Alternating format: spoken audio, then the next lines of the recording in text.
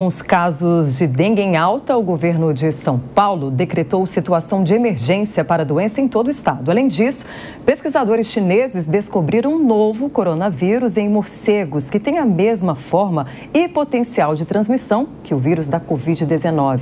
A gente vai entender melhor, mais a fundo isso, com a infectologista do Hospital Sírio-Libanês, a Miriam Dalben. Bom dia, Miriam. Obrigada pela sua participação aqui no Jornal da Manhã, por ter aceitado o nosso convite neste sábado. Bom dia, Patrícia. Bom dia, David. A gente ouve aí com muita preocupação, né, a descoberta desse novo vírus, né? O coronavírus já existe há muito tempo, mas aí surgiu essa cepa que contaminou aí muita gente, virou uma pandemia. É motivo de preocupação ter encontrado essa nova cepa aí nos morcegos? Até que ponto a gente tem que já tomar cuidado aí pela frente? Joia, Patrícia, então é importante a gente explicar, né? O que os pesquisadores eles publicaram essa semana foi que eles viram que um tipo de coronavírus novo que está circulando ali entre morcegos, ele conseguiu, em laboratório, ele foi capaz de infectar células humanas. Então seria um novo coronavírus, primo do coronavírus que causou um surto com muitas mortes no Oriente Médio há 10 anos atrás, mais ou menos. Ele está circulando entre morcegos e ele consegue infectar seres humanos. A gente tem que lembrar que a gente sempre está de olho e estudando esses vírus que circulam entre os animais e vendo a capacidade deles de infectar células humanas, né? Porque eles podem ser potenciais causadores de epidemias, como aconteceu com a Covid-19. Então, a Covid-19, por exemplo, alguns anos antes, esse tipo de vírus da Covid-19, ele já tinha sido visto circulando ali entre morcegos. A gente sabe hoje, por exemplo, que a gente está de olho na gripe aviária, né? Que esse vírus da gripe aviária que circula entre aves já causou infecção em alguns seres humanos. Então, é motivo de preocupação, é uma descoberta que precisa ser monitorada, né? Mas a gente não precisa ter pânico nem nada, a gente tem que ficar seguro que pelo menos a gente está estudando essa circulação desse tipo de vírus com potencial pandêmico. Pois é, doutora, claro que a gente fica preocupado com essa situação, né? Porque eu me lembro bem, inclusive, a Covid-19 está prestes a completar 5 anos desde que foi instalada aquela situação de pandemia em todo o mundo. Eu me recordo porque teve o aniversário do meu filho que vai completar agora 6 anos em março, né? E no fim de semana seguinte tudo foi fechado. Mas anteriormente não tinha nenhum temor em relação a isso, as medidas como o uso de máscara, álcool em gel, enfim, aquelas medidas protocolares. A senhora acredita também que vai acontecer algo nesse sentido em relação a esse novo vírus detectado? É difícil a gente saber, né, David? A gente sabe que de tempos em tempos a gente vai acabar tendo algum tipo de pandemia, né? A gente já teve em 2009 por H1N1, teve a da Covid-19, né, que foi bem catastrófica, que todo mundo se lembra. Então, o que é importante a gente frisar é que é sempre muito importante investimento, né, em ciência para a gente desenvolver novas vacinas, investimento em ciência para a gente conseguir monitorar esses vírus que circulam entre os animais, que eles são as principais ameaças de novas pandemias entre os seres humanos. Alguns desses vírus, eles conseguem ter mutações ali que possibilitam que eles infectem células humanas e, eventualmente, sofrem mudanças também que permitem com que eles passem de um ser humano para o outro. E aí a gente acaba tendo uma pandemia. Então, é por isso que a gente continua estudando. Não dá para a gente saber se esse novo coronavírus que foi identificado, que é primo desse lá do Oriente Médio, ele vai ser o próximo causador de uma pandemia. O que dá para a gente ter certeza é que a gente precisa continuar investindo nessas pesquisas científicas e no desenvolvimento de vacinas.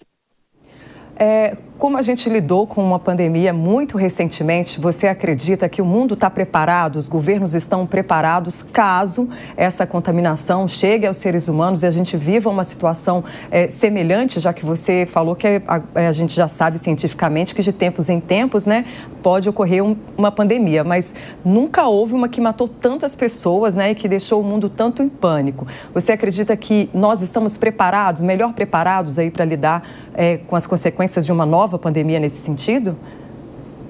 Olha, Patrícia, com certeza, depois da pandemia da Covid, a gente acabou aprendendo o que funciona e o que não funciona, né? Isso, inclusive, foram motivos assim, de debates em congressos internacionais, o que aprendemos com a Covid-19.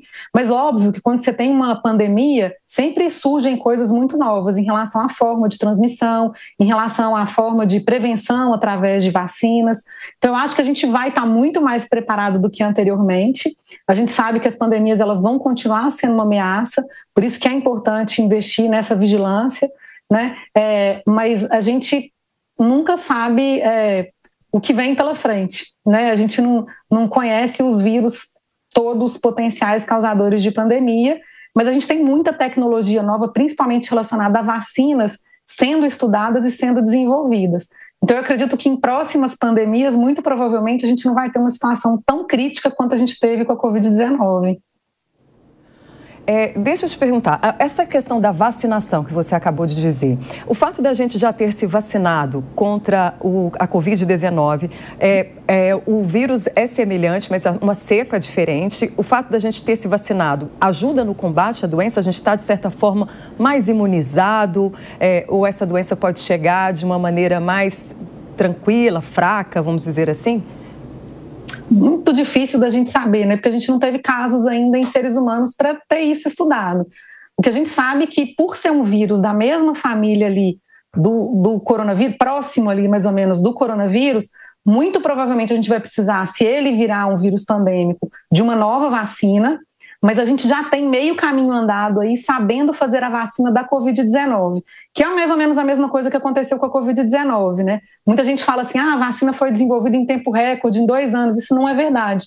A gente lembra que mais ou menos uns 8 anos antes da Covid-19, a gente tinha tido aquele surto lá pelo SARS-CoV-1, né, pelo primo do vírus da Covid-19, e algumas ações já para o desenvolvimento de vacinas já tinham sido feitas naquela época. Quando veio a Covid-19, adaptou-se às formas da vacinação para esse vírus novo que aconteceu.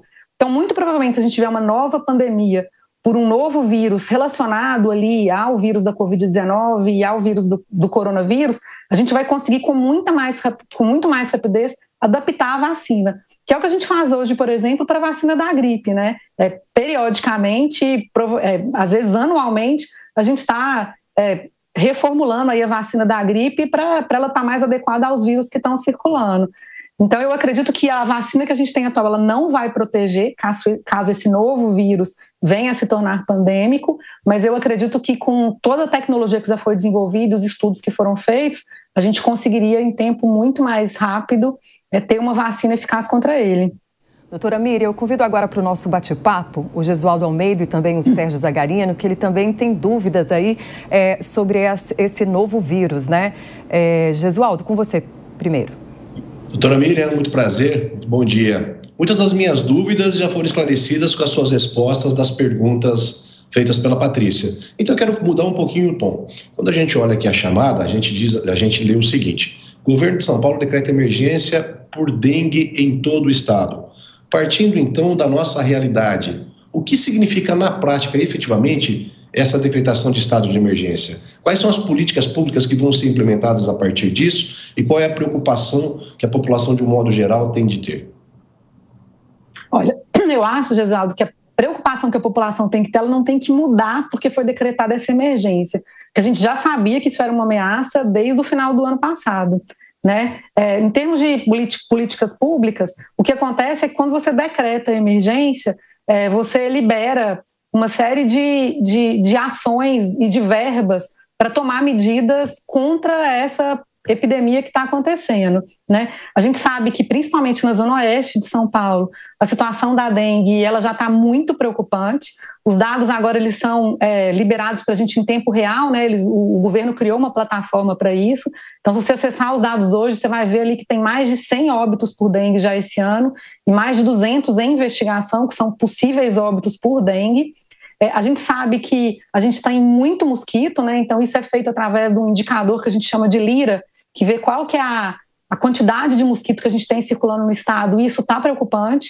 A gente sabe que a gente tem um novo sorotipo da dengue, que é o sorotipo 3, que não vinha circulando no estado há muito tempo, que a maior parte da população está suscetível a ele. Então, mesmo quem já pegou dengue anteriormente, ainda pode pegar a dengue de novo por esse sorotipo, e a gente lembra que quem teve dengue uma vez, quando pega dengue pela segunda vez, tem um risco 7 vezes maior de evoluir com dengue grave. Então a situação é prato cheio para a gente ter uma epidemia bem complicada. Então a população ela tem que estar muito alerta, tem que se prevenir. A gente tem vacina disponível para as crianças de 10 a 14 anos e muitas crianças não foram vacinadas ainda. A população precisa ajudar a combater os focos do mosquito, essa é a medida mais eficaz em várias epidemias que a gente vê publicadas aí na literatura, em várias partes do mundo. Então todo mundo está de olho ali na sua casa, se tem foco de água parada com mosquito, e usar o repelente.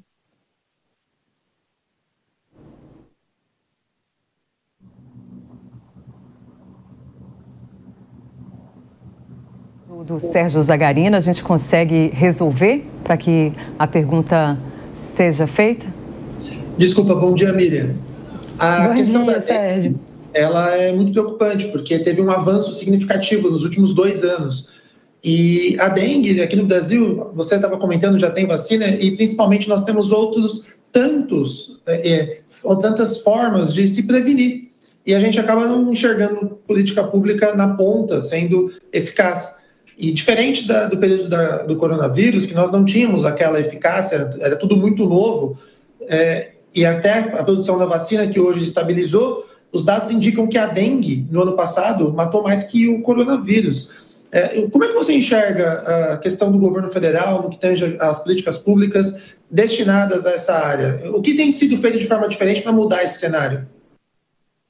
Olha, na verdade, a gente tem muitas ações sendo feitas, né? Então a gente tem esses dados aí que estão sendo liberados, a gente tem o pessoal responsável pela vigilância, né, fazendo esses indicadores, indo nas casas para ir atrás de focos de mosquito, que a gente sabe que é a medida mais eficaz.